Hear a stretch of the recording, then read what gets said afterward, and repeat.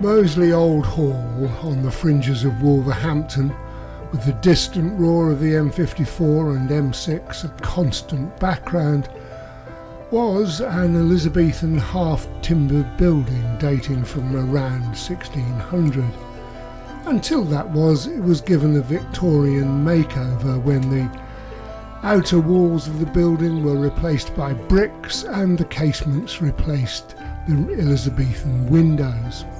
Today it's a pleasant Victorian house with an Elizabethan core, surrounded by farm buildings and some interesting gardens and meadows, and would, you suspect, not really have attracted the interest of the National Trust were it not for its role in a royal legend.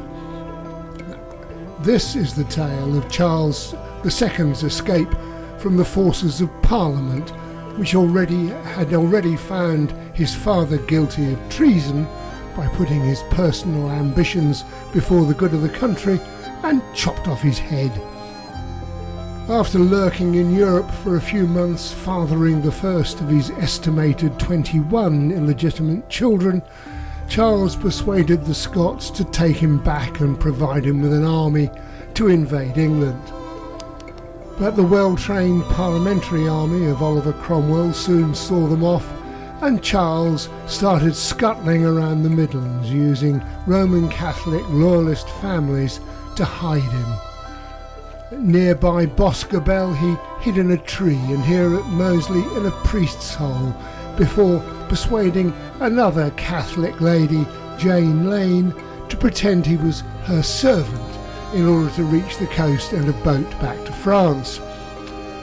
Oliver Cromwell had judged him so damnably debauched he would undo us all, and thought that the best approach was to give him a shoulder of mutton and a whore. That's all he came for.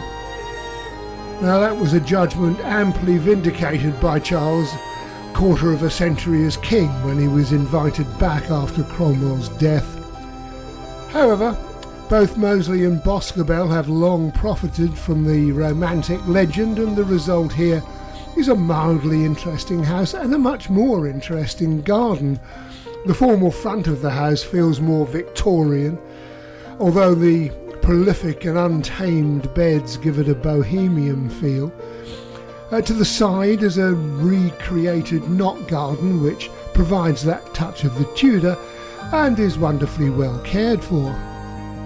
A small orchard is home to some old varieties and provides a pleasant backdrop to the tea room in one of the outbuildings.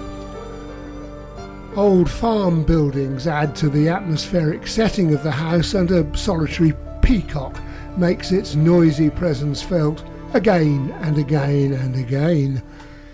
But the highlight is just beyond the buildings, where the National Trust has created a wonderful wildflower meadow, surrounded by trees and hedges and positively sparkling in the sunshine. I tend to find the royal public relations of a dissolute and devious monarch a bit of a sideshow, although Charles revelled in the story and subsequent monarchs have revived it when they felt in need of a boost. But it really pales into insignificance alongside those waving daisies and the other wildflowers of the meadow.